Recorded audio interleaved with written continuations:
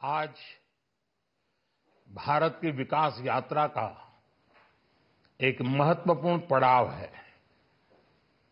ये 140 करोड़ भारतीयों की आकांक्षाओं का बजट है। ये हर भारतीय के सपनों को पूरा करने वाला बजट है। हमने कई सेक्टर्स युवाओं के लिए खोल दिए हैं। सामान्य नागरिक विकसित भारत के मिशन को ड्राइव करने वाला है। ये बजट एक फोर्स मल्टीप्लायर है। ये बजट सेविंग्स को बढ़ाएगा, इन्वेस्टमेंट को बढ़ाएगा, कंजम्पशन को बढ़ाएगा और ग्रोथ को भी तेजी से बढ़ाएगा।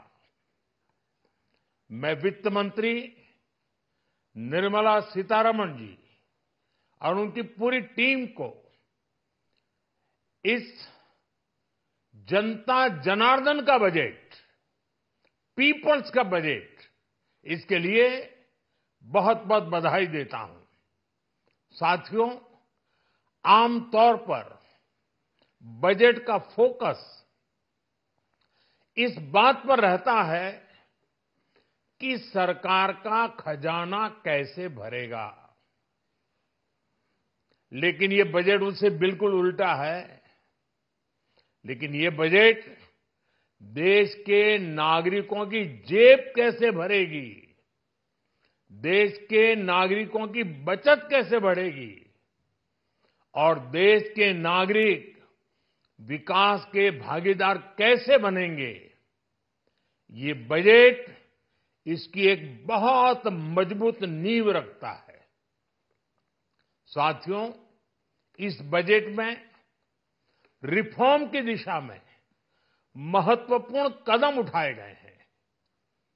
न्यूक्लियर एनर्जी में प्राइवेट सेक्टर को बढ़ावा देने का निर्णय बहुत ही ऐतिहासिक है। ये आने वाले समय में सिविल न्यूक्लियर एनर्जी का बड़ा योगदान देश के विकास में सुनिश्चित करेगा। बजट में रोजगार के सभी क्षेत्रों को हर प्रकार से प्राथमिकता दी गई है। लेकिन मैं दो चीजों पर ध्यान आकर्षित करना चाहूंगा। उन रिफॉर्म्स की मैं चर्चा करना चाहूंगा जो आने वाले समय में बहुत बड़ा परिवर्तन लाने वाले हैं।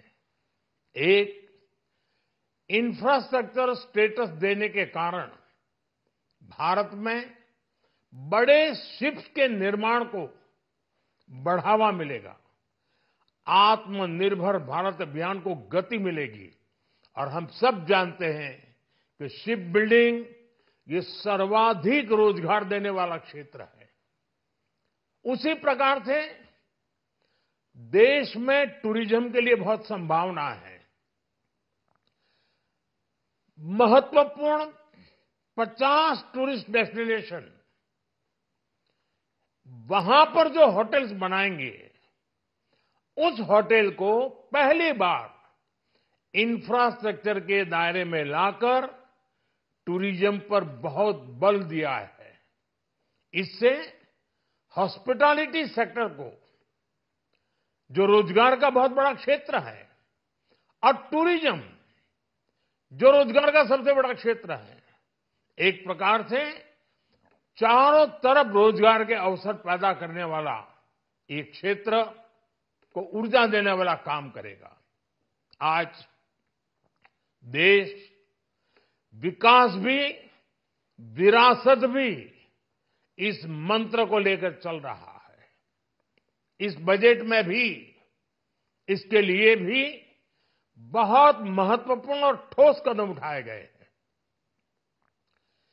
1 करोड़ पांडुलिपियों के लिए संरक्षण के लिए, मैन्युस्क्रिप्ट के लिए ज्ञान भारतम मिशन लॉन्च किया गया है। साथ ही भारतीय ज्ञान परंपरा से प्रेरित एक नेशनल डिजिटल रिपोजिटरी बनाई जाएगी। यानी टेक्नोलॉजी का भरपूर उपयोग किया जाएगा और हमारा जो परंपरागत ज्ञान है उसमें से अमृत निचोड़ने का भी काम होगा। साथियों, बजट में किसानों के लिए जो घोषणा हुई है वो कृषि क्षेत्र और समूची ग्रामीण अर्थव्यवस्था में नई क्रांति का आधार बनेगी। पीएम धन धान्य कृषि योजना के तहत 100 जिलों में सिंचाई और इंफ्रास्ट्रक्चर का डेवलपमेंट होगा।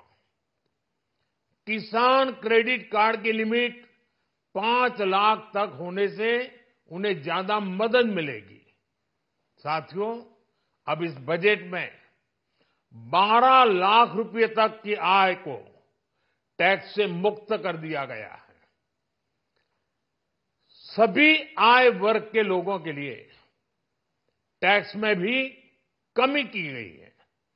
इसका बहुत बड़ा फायदा हमारे मिडिल क्लास को, नौकरी पेशे करने वाले जिनकी आय बंधी हुई है ऐसे लोगों को, मिडिल क्लास को इससे बहुत बड़ा लाभ होने वाला है। उसी प्रकार से जो नए नए प्रोफेशन में आए हैं, जिनको नए नए जॉब मिले हैं, इनकम टैक्स की ये मुक्ति उनके लिए एक बहुत बड़ा अवसर बन जाएगी। साथियों, इस बजट में मैन्युफैक्चरिंग पर 360 डिग्री फोकस है ताकि एंटरप्रेन्योर्स को, एमएसएमईज को, छोटे उद्यमियों को मजबूती मिले और नई जॉब पैदा हो। नेशनल मैन्युफैक्चरिंग मिशन से लेकर clean tech, leather, footwear, toy industry जैसे अनेक सेक्टर्स को विशेष समर्थन दिया गया है। लक्ष्य साफ है कि भारतीय प्रोडक्ट्स ग्लोबल मार्केट में अपनी चमक बिखेर सके। साथियों, राज्यों में इन्वेस्टमेंट का एक वाइब्रेंट कॉम्पिटिटिव माहौल बने, इस पर बजट में विशेष जोर दिया गया है। एमएसएमईज और स्टार्टअप के लिए क्रेडिट गारंटी को दोगुना करने की घोषणा भी हुई है।